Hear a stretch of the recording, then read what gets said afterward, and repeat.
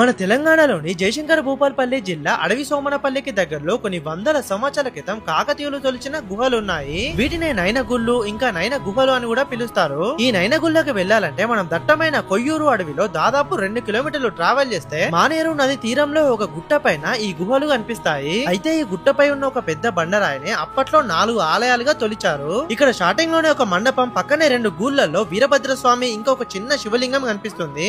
పక్కనే 2 శివాలయాలుంటాయి. కానీ ప్రజెంట్ ఇక్కడ శివలింగాలు అయితే లేవు. దీని పక్కనే 3వ శివాలయం ఉంటుంది. ఈ ఆలయంలో ఒక పెద్ద శివలింగం ఉంది. అండ్ దీన్నే ఇక్కడ ప్రజలు నైనగుళ్ళ మహారామలింగేశ్వర స్వామి ఆలయం అని పిలుస్తారు. ఇంకా ఇక్కడే ఒక వినాయకుని విగ్రహం ఇంకా 2 శాసనాలు కూడా కనిపిస్తున్నాయి. ఇందులో మొదటి దాంట్లో 10వ శతాబ్దంలో కెంపన అనే వ్యక్తి ఈ గుహాలయాల నిర్మాణం కోసం ఈ శిలల్ని తొలిచినట్టు, ఎత్తటి విమున అనే వ్యక్తి శివలింగాల్ని ప్రతిష్ఠించినట్టు ఉంది. ఇక 2వ శాసనంలో 1110లో ఈ రామలింగేశ్వర స్వామి ఆలయం కోసం ధూప దీపాలకు దేవాలయం ముందు ముగ్గులు వేయడానికి భూదానం చేసినట్టు ఉంది. నిజంగా ఒక దట్టమైన అడవిలో నది పక్కనే ఒక కొండపై శివాలయం ఉండడం చాలా అరుదు. నాకైతే చాలా అద్భుతంగా అనిపించింది. సో మీ చుట్టుపక్కల కూడా ఇలాంటి పురాతన ఆలయాలుంటే కామెంట్ చేయండి. ఇంకా ఇలాంటి వీడియోస్ కోసం నన్ను ఫాలో అవ్వండి.